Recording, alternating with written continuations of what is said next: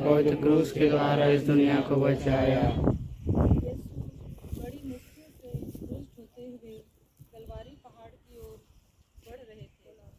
उस दुखमय मार्ग पर पुत्र और माँ की भेंट थी। अपने पुत्र को असहनीय पीड़ा में देख वह तड़प उठी।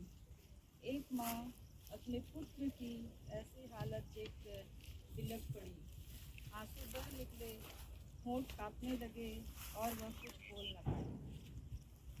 माँ और पुत्र दोनों मौन होकर एक दूसरे से संवाद करते रहे। माँ पुत्र की यह भेंट कलवारी के रास्ते पर मेरे पापों के कारण हुआ। चिंतन।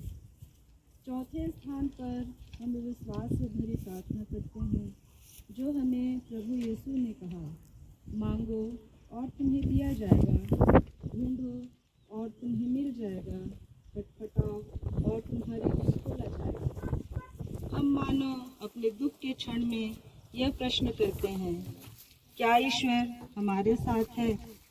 पर आज हम माँ मरिया के जीवन पर चिंतन करें, जिनके दुख की कोई सीमा नहीं थी और न ही उन्होंने किसी तरह की किसी से कोई शिकायत की।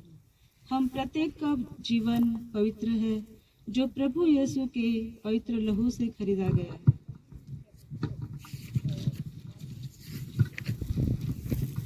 हम पश्चाताप करें।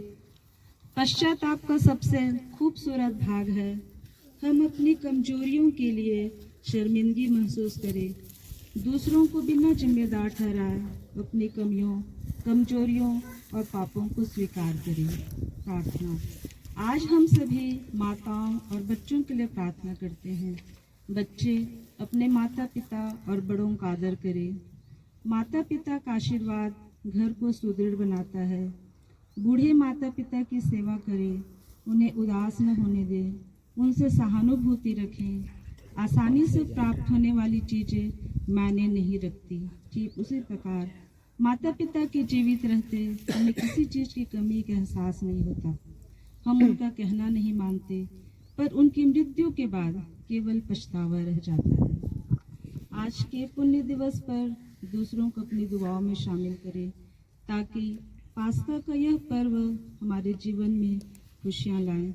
हम प्रार्थना करें अपने अपने परिवारों के मुखिया के लिए, शक्ति कलीसिया के बुजुर्गों और बीमारों के लिए, नवयुवक और नवयुवतियों के लिए जो अपने भविष्य निर्माण के लिए चिंतित हैं, अनाथ बच्चों के लिए, निसंतान दंपतियों के लिए, आर्थिक रूप से कमजोर परिवारों के लिए, जिनसे घर की युवतियों को रोजगार का प्रलोभन देकर महानगरों में ले जाना और गलत हाथों में या कार्यों में संलिप्त हो जाना। हे पिता हमारे जो